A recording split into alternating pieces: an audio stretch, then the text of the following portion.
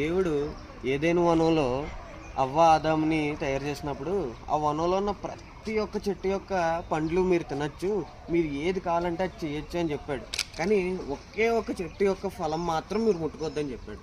కానీ మధ్యలో పాము వచ్చి ఆ ఒక్క ఫలాన్ని మీరు తినండి, అది తింటే మీరు దేవుడంతా పవర్ఫుల్ అయిపోతారు అని చెప్పి వాళ్ళు మోసం చేసి వాళ్ళు తినేలా చేసింది. దానివల్ల ఏమైందంటే దేవుడికి వాళ్ళకి ఉన్న కనెక్షన్ తగ్గిపోయింది.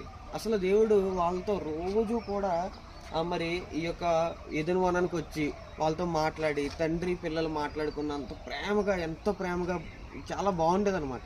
కానీ ఎప్పుడైతే వాళ్ళు ఆ తప్పు చేశారో దేవుడు చెయ్యొద్దు అని ఒకే ఒక పని చెప్పాడు, ఎక్కువ చెప్పలే, ఒకే ఒక పని, మీరు ఆ చెట్టు దగ్గరికి మాత్రం వెళ్ళొద్దు అన్నారు. కానీ అదే చెట్టు దగ్గరికి వెళ్ళి ఎప్పుడైతే వీళ్ళు దేవుడి మాట వినలేదో వాళ్ళు ఏమయ్యారంటే పాపం అనేది ఈ లోకానికి రావడానికి కారణమయ్యారు. కాబట్టి మనం ఎప్పుడు కూడా దేవుడు చెప్పింది చెయ్యాలి. దేవుడు పెద్ద కష్టం ఏం చెప్పలేదు. దేవుడు ఏమన్నాడు, మీరు నీతిగా బతకండి, నీతిమంతులుగా ఉండండి అని మాత్రం చెప్పాడు.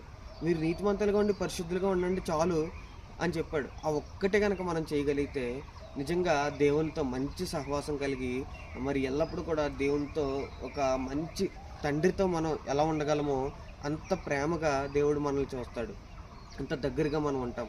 కాబట్టి ఎటువంటి సర్పాన్ని, ఎటువంటి బయట వాటిని, పాపాన్ని మన దగ్గరికి, మనకి దేవునికి మధ్యలో రానివ్వద్దు ఎప్పుడు కూడా. God bless you.